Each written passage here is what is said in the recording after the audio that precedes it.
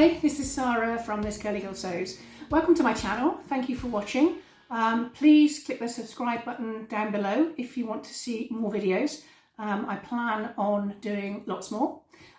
Today is all about vinyl logo labels. So on my things that I make, I have little vinyl labels that are printed, and that's actually heat press printed with using t-shirt transfer paper. So very, very simple. So I'm going to explain the process today.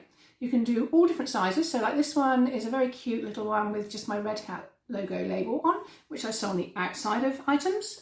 I also, on this tote bag, on the inside, I have a bigger label which says the full brand. So Red Cat by Sarah Galliot. And that basically goes on the inside. So you can basically make them any size you want. And with any graphic or any logo or anything that you want. We'll start by just going through a few things that you're actually going to need to do this. I use gold vinyl. This is actually heat resistant gold vinyl. It's like a faux leather, but it can withstand obviously the heat from the heat press.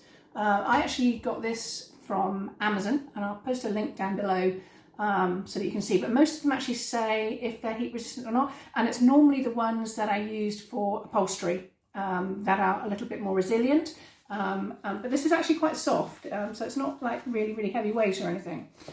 So you're going to need gold vinyl. Also going to need t-shirt transfer paper. Now this I got off Amazon again. This is actually a very good one.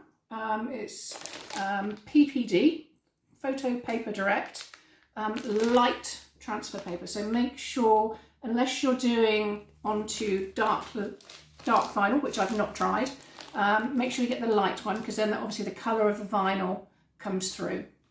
So you're going to need a sheet of that. I think they're normally in packs of like 5 sheets or something, so it'll give you plenty to play with.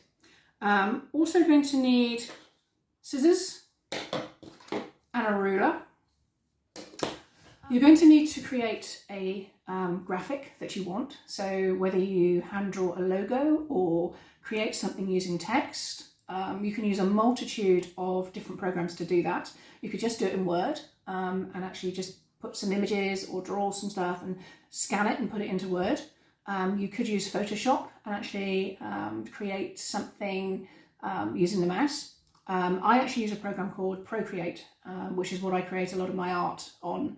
I do a lot of drawing on it. So that's for iPad. So basically I just create my Red Cat labels like that and put them onto a sheet of the equivalent of A4, so it sizes them down to the size I need. And then flip the page so that everything is back to front. As you can see, it's all round the wrong way. Because basically what happens is you will print onto the paper and then you put that onto the surface. So you need to print it on the paper the wrong way around. So when you iron it onto the surface, it replicates onto the surface the right way around. So I basically use Procreate to do that because it's a really easy program, but you could do it in Word and then just flip the page. So then you need to just print it onto your transfer paper.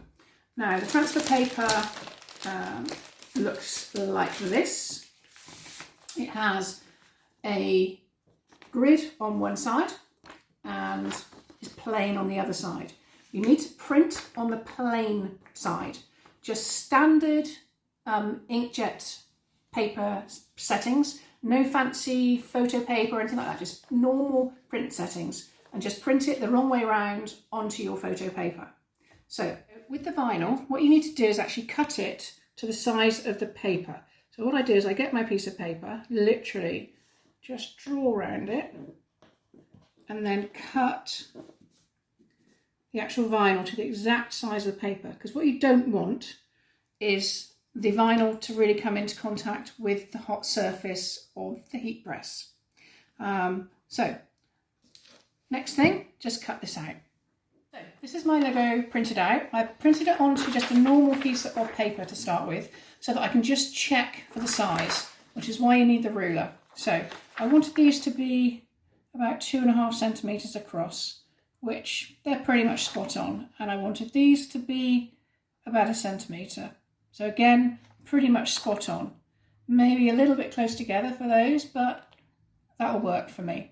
What I can do now, now I know that it's the right size, I can actually just print it onto the transfer paper, and then we're ready to go. I've already got my vinyl cut to size and ready to go, and I'm just heating up the heat press to 310 degrees. Okay, so this is my heat press. It's basically beeping at me to tell me that it's hot enough.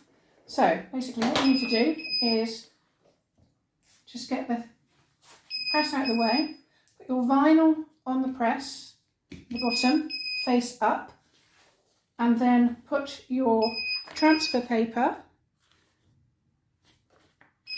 face down onto the vinyl. So basically your printing is onto the vinyl. And what you need to do is actually cover up the vinyl pretty much as you can, so that there's none showing to actually come onto the surface of the heat press. So heat your heat press up to 310 degrees. This is at 310 now. So then press. So 1, 2, 3, 4, 5, 6, 7, 8, 9, 10 seconds, and then release. Okay, what you need to do now is peel this off. Now if this doesn't peel off easily, you need to just heat it for a little bit more time. Mine is peeling pretty well. A little bit down the bottom there that's not quite stuck. But no fear. This is what this silicone sheet is for. That was with your transfer paper. So then you just put the silicone sheet over the top, and what you're going to do is actually just press that down again for a few more seconds, and that'll actually just bind it to the vinyl properly. You don't need to press on any longer, so I can switch that beeping off. So there are a few seconds with the silicone paper.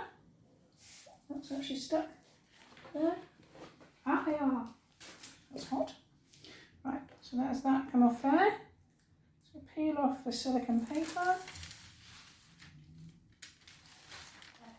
You'll find you have lovely labels. This will feel a little bit sticky when you first take it out.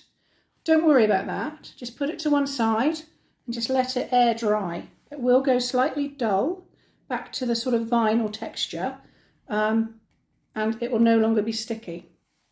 So there you have it.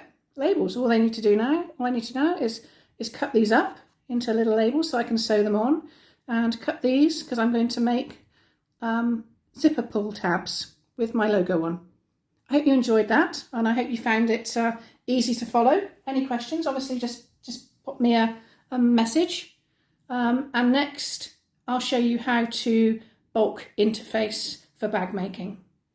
I hope you enjoyed it, and please don't forget to subscribe below.